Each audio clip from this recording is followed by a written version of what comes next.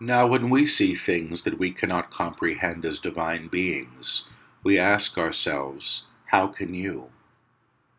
When we witness atrocity that we cannot imagine with the eyes you hold, we ask ourselves, how do we lift your vision to what may be known anew? Mankind has choice. You choose everything you see. You choose your meals, your homes, your partners. You choose your feelings in many ways as well. And when you decide that one life is worth more than another, or one life is worth nothing, you go into collusion with a frequency that we call hatred. Now, hatred's a very interesting thing to talk about, and we have not discussed it through Paul directly, but perhaps this is the opportunity. When you hate, you actually align vibration in a specific way for one intent: injury, killing, violence. You've heard the teaching, hatred ceases not with hatred, but you don't really comprehend it because you cannot understand violence itself. Violence that you see outpictured in your world is not caused by acts, it's caused by conscious action that has been made manifest. In some ways, what you do is lift your vibration or lower your vibration to an alignment where something exists that has not been made known and you call it into being. In that claim, I hate you, you collect the aggression from that field and you imprint it upon the one you see. The directed energy claims both the victim and the aggressor in that stream of frequency. Now you understand free will. Well, how come it happens? Nobody wants to be in a place where they will be harmed. You don't understand, though, that energetic accord trumps free will in many ways. Now we will explain this. When you make a decision about what you are, I am a divine being, you are still acting in a collective. This room might be an example of a collective. You have a collective intent. You are here to hear us. If somebody were to come into the room shouting, you would ask them to be quiet. They are not supporting the need of the group to listen. This is a collective agreement. There are many kinds of agreements that you undertake. Most of them are made prior to incarnation about the things you will learn through being assumed in culture or religious doctrine. Oh, what a good opportunity to understand what this is about. But do you walk into a room with an expectation of a party and expect to be murdered? Not at all. At what level is this agreed to, Paul asks. Why does this happen? It happens through choice, not subconscious choice, collective choice in some ways to be a participant in a cataclysm. You could call it that. And it also happens at the level of agreement from the one who has chosen to claim in hatred and call others to agreement to that violence. What you don't comprehend, and may never comprehend, as far as we can tell, is your complicit nature to all of this through acquiescing to it. We must explain what we mean. When you decide that you care for your family, but not the people over there who may be hungry, you are complicit to their hunger. Do you understand this? The subjective decision that you are here for yourselves first and foremost must be reckoned with finally if you are to ascend in consciousness. The young man we call Dustin said something very interesting to him, Paul. What would I do if somebody came at me? Would I protect another or would I go? We love the question because it actually implicates everything that we have been teaching. The belief that you are separate from your fellows has resulted in your belief that you are separate from your source. The belief that one life is more worthy of living than another is the cause of all war.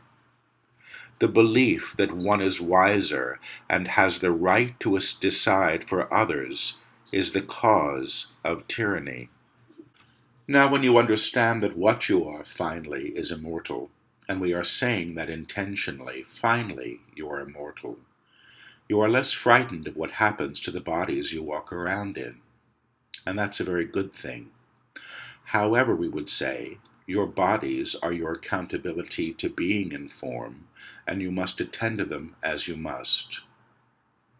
What you don't see yet is that each one of you here, like it or not, is in collective agreement to any atrocity that occurs on this plane. How could that be so, you ask? I didn't do a damn thing. I was home doing the laundry when that thing happened. I was bathing the child. I didn't know what they were doing. Here is the bad news. You are one. Finally, you are one. What this means is that how you perceive anything, anything at all, is in alignment to the level of consciousness you hold. And the level of consciousness you hold informs or makes so the very thing you see. Understand this, friends. The moment you know something, look at that man over there, he wishes to harm the girl, you are in complicit nature to the very event. Now, if it happens on the other side of the world and you know of this, the consciousness you bring to the witnessing of the event challenges the event to stay as it is or be transformed by your very witness. How do you attend to an atrocity is the question. By the realization of who and what you are as an aspect of God, and the claim you make on anything you see must be in agreement to that consciousness. How does God see atrocity? Without the emblemization that you would guarantee it. This is a terrible thing. Claim something as a terrible thing. The terrible thing serves to lower your vibration and reinforce a sense of separation that is a lie. Anything that happens that claims you in separation is an intention of fear. Do you understand that? The action of fear is to claim more fear. And as you get frightened and go into agreement with the terrible thing, you are in fear, and you are guaranteed more of the same. But what do we do, he asks. You know who you are, first and foremost. You may be called to act, yes. How could you not be called to act if you see the woman being attacked by the man? Who in their right mind would turn their back and let her be assaulted? You don't have to know why it's happening. She may have provoked something. She may have told him something he didn't want to know.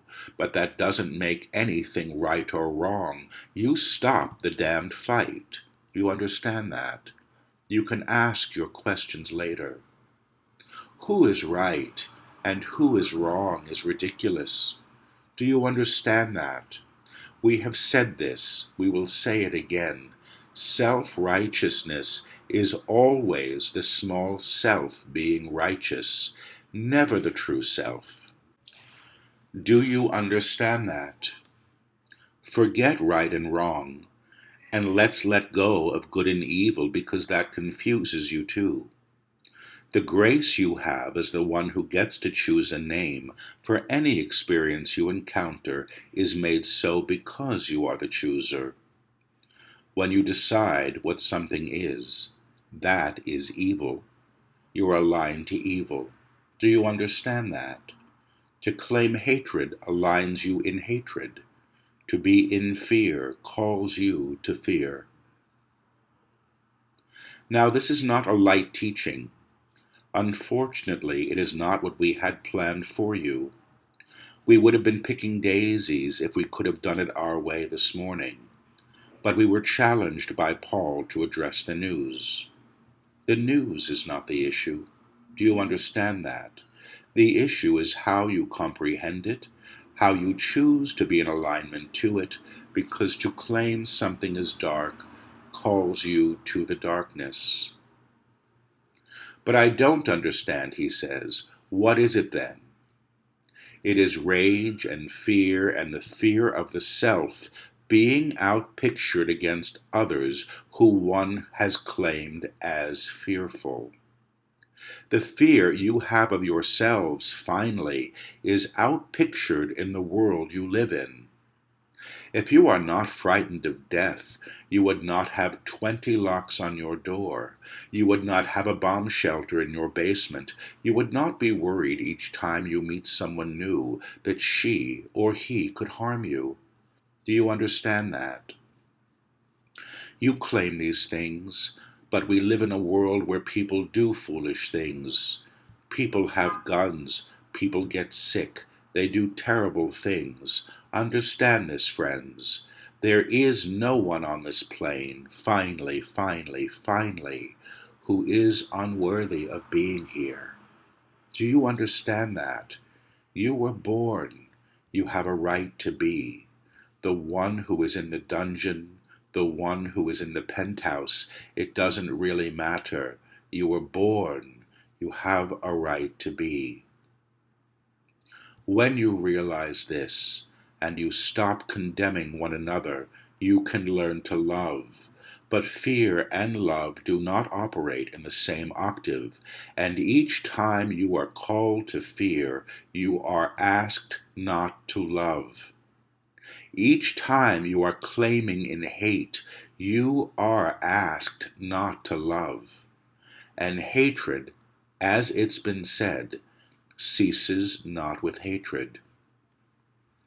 The solution to war has never been another war.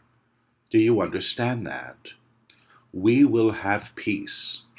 You all believe that peace is the absence of war, and as long as it's the absence of war, you are still claiming war as contingent upon your peace.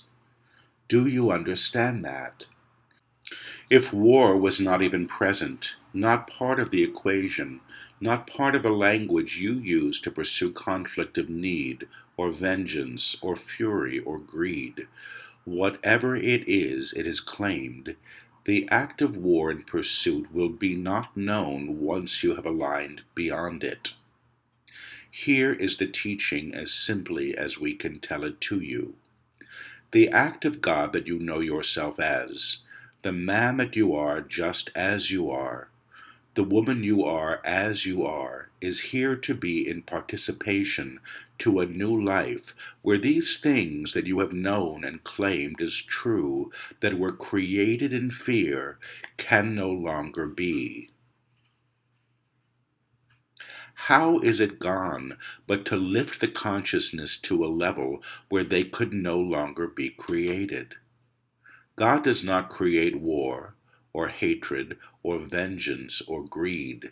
These are the acts of the small self being abused and agreed to by the collective. My country is at war, but I am not. You are in collusion to war. That country is at war, but we are not. You are in agreement to war. It is within your witness. How you perceive anything claims it as so. Now, this teaching is not done, Paul. He is not satisfied with our answers. Why does someone go someplace hoping to have a nice time and then lose a life? Why does someone decide that they have the right to claim the lives of so many? Why are we taught to be so afraid? You are all claiming this, and you don't understand this.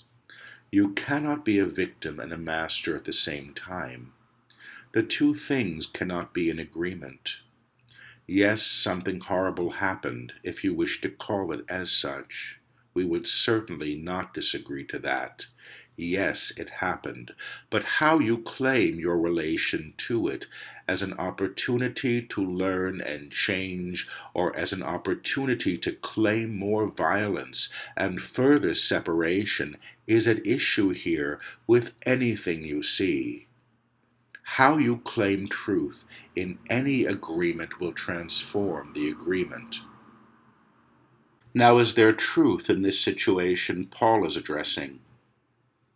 There has to be because the divine is present in all things, not in the way you might claim it or agree to it, but God cannot only be in the pretty things, it must be in all. We will say this. Many times you understand things as operating in low vibration. This is an act of low vibration. But as long as it is in vibration, it is still divine, because God cannot only be the nice things. How do you lift the vibration of what you see? I know who I am in truth. I know what I am in truth. I know how I serve in truth. I am word through what I see before me. To claim the word in what you see, to realize the presence or the act of God in the corner that is most dark, calls the light to it that is already present. The amplification of the vibration transforms what it touches. Perhaps what is needed at times in history is complete recreation. Perhaps it's not fixing things anymore, making things the way we would like them to be. You all have a great investment in maintaining peace, but if the peace that you have is still contingent on the absence of war, you only have a temporary peace until the consciousness that claims war has been lifted to a higher way. So the maintenance of any status quo that is born in the agreement, let's just keep it safe, may be wrong-minded. What is an example, he asks? Sometimes an earthquake comes to level a system that is no longer serving truth. Do you understand that? You can only fix the system so much before you have to level it and start anew. We are not talking about destruction, but a re-knowing of what is without investing in what it's been claimed as historically. We talked to you about names yesterday and the power of names. This is a table. This is an evil man. Both things remind the form of your intention for it. It becomes an agreed-upon structure. Sometimes a structure must be made new. I know who I am in truth. I know what I am in truth. I know how I serve in truth. Aligns you outside of the names given you by your family or your culture or your religion. Truth is impermeable. It is a force to be reckoned with. When you align as this, you can claim it in other things. When you look at the one before you and know who he is, know who she is, without fear, you know God. As long as you are seeing fear, you are seeing the absence of truth. Do you understand the teaching thus far? You may say yes if you do. Then we will continue for a few more moments, and then you may say good mornings as you wish. We will ask you this. Would you like to know if there's a rainbow at the end of the storm?